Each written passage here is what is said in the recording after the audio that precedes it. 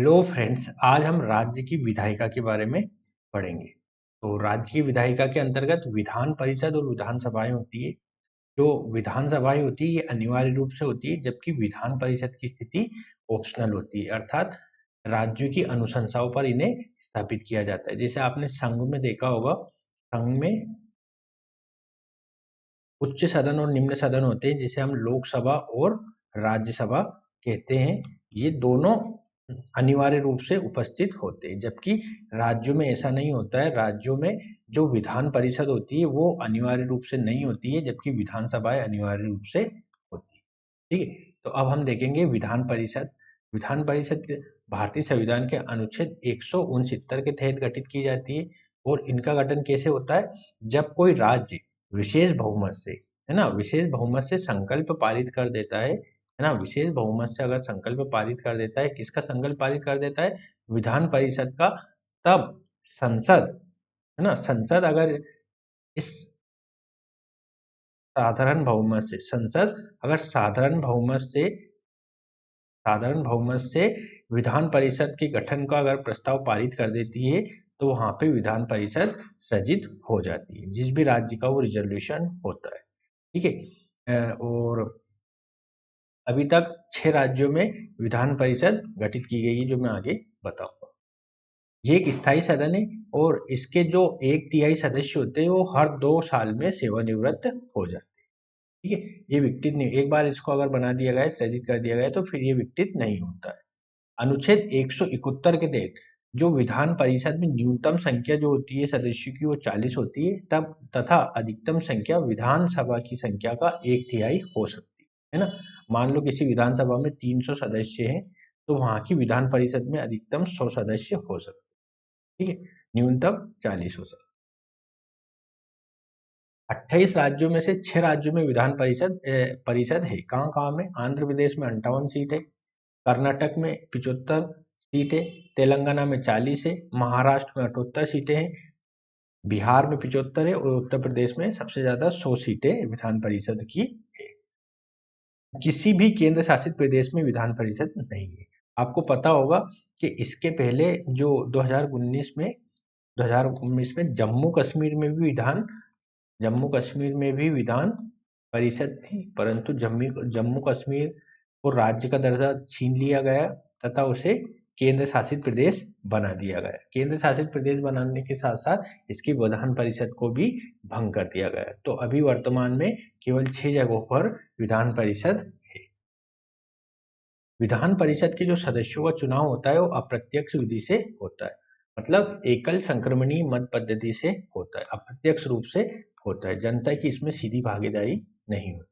अब इनके जो निर्वाचक मंडल होता है, जो विधान परिषदों के सदस्यों को चुनता है, उसका गठन निम्नलिखित तरीके से होता है। कैसे होता है? जो 1/3 सदस्य चुने जाते हैं विधान परिषद के, वो राज्य विधानसभा के जो निर्वाचित सदस्य होते हैं उनके द्वारा चुने जाते हैं, है ना। जो 1/3 सदस्य होते हैं वो राज्य विधानसभा के जो निर्वाचित सदस्य हैं उनके द्वारा चुने जाते हैं।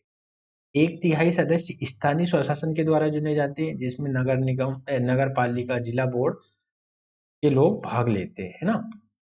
1/12 1/12 जो 12 सदस्य होते हैं विधान परिषद के, ऐसे निर्वाचक मंडल द्वारा चुने जाते हैं जो कम से कम 3 वर्ष से स्नातक डिग्री धारण की हो, अर्थात जिन्होंने 3 साल हो गए जिनको स्नातक की डिग्री धारित किए हुए, वो लोग 1/12 सदस्यों का चुनाव करेंगे।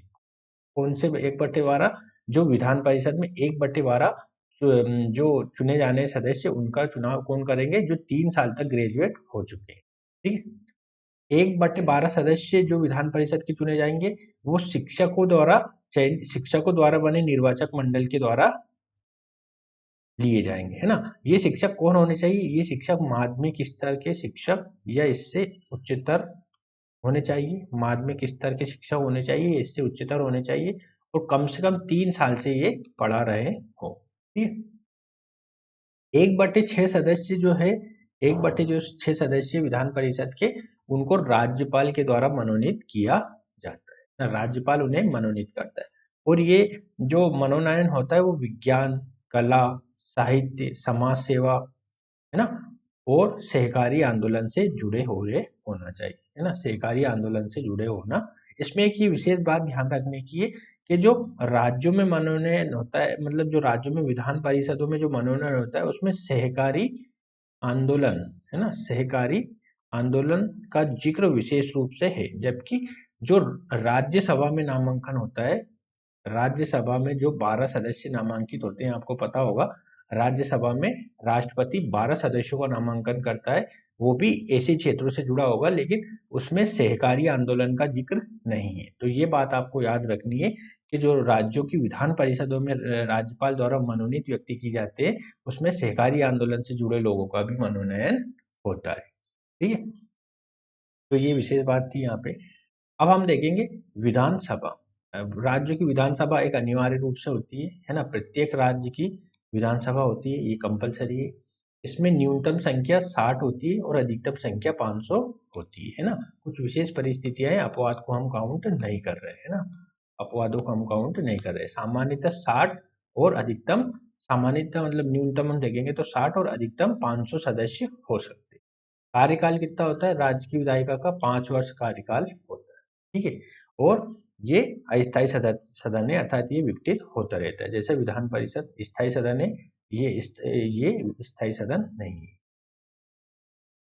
अब विधायिका, अब देखो यहाँ पे जो राज्यों के विधानसभा और विधान परिषद का हम देख रहे हैं, वो काफी हद तक जो संघ के स्तर पर लोकसभा और राज्यसभा है उससे जुड़ा हुआ है, परंतु कुछ विशेष स्थितियां हैं जो मैं यहाँ पे बता रहा हूँ, वो उससे अलग है।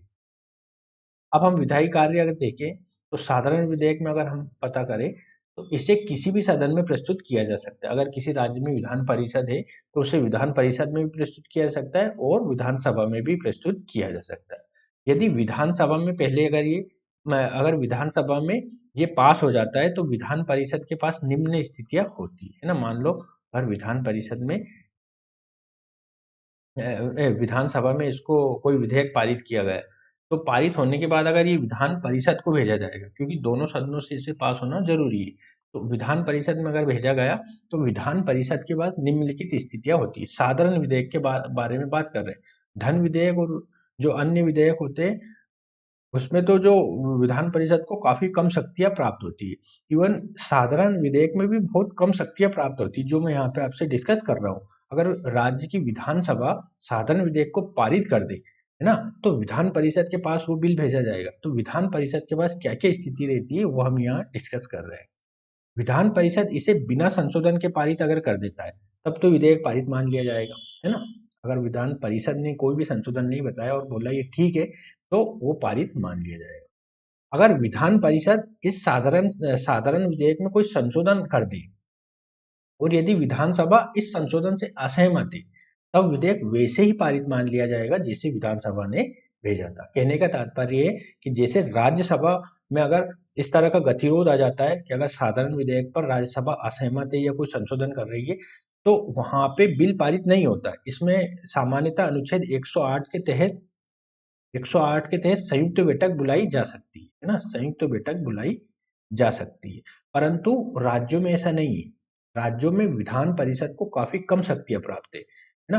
तो इसमें अगर विधान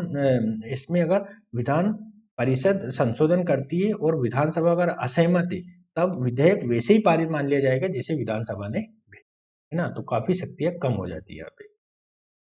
तीसरी कंडीशन आती है यदि विधान परिषद 3 माह तक कोई कार्यवाही नहीं करे, है ना। अगर विधानसभा ने कोई विधेयक भेजा है, अगर उस पर विधान परिषद 3 माह तक कोई कार्यवाही नहीं करे, तो विधानसभा को वो विधेयक दोबारा पारित करना होगा। और फिर भी दोबारा पारित करने के बाद यदि 1 माह तक विधान परिषद फिर भी उस पर कोई कार्यवाही नहीं करे, तो फिर विधेयक वैसे ही पारित मान लिया जाएगा जैसे विधानसभा ने भेजा था। कहने का तात्पर्य है कि अगर विधान परिषद किसी साधारण विधेयक को अगर रोकना चाहे तो अधिकतम वो 4 माह तक रोक सकती है। कितने माह तक? 4 माह तक रोक सकती है। कैसे रोक सकती है? अगर विधानसभा कोई बिल भेज देती 3 माह तक तो कुछ नहीं कहेगी, है ना, पड़ा रहने देगी। तो फिर क्या करेगा विधानसभा? वापिस से वही विधेयक भेजेगा। फिर भी अगर 1 महीने तक कोई उस पर विचार विमर्श या कुछ संशोधन या कुछ भी इस तरह का नहीं बताती है, तो फिर वो विधेयक पारित मान लिया जाता है जैसे विधानसभा ने भेजा था। अर्थात 4 माह तक ये रोक सकती है। कभी कभी इसकी आलोचना भी होती है कि एकमात्र निलंबनकारी सदन के रूप में रहता है। ठीक है। अब विधान परिषद की स्थिति हम देखें राज्य की विधायिका में, तो ये राज्यसभा की तुलना में एक शक्तिहीन सदन के रूप में दिखाई देता है। जैसे कि मैंने अभी बताया था कि साधारण विधेयक सहित अन्य विधेयकों में जो विधान परिषद है उसे काफी कम शक्तियां प्राप्त होती है as compared to the Rajya Sabha. Rajya Sabha को काफी शक्तियां प्राप्त होती है।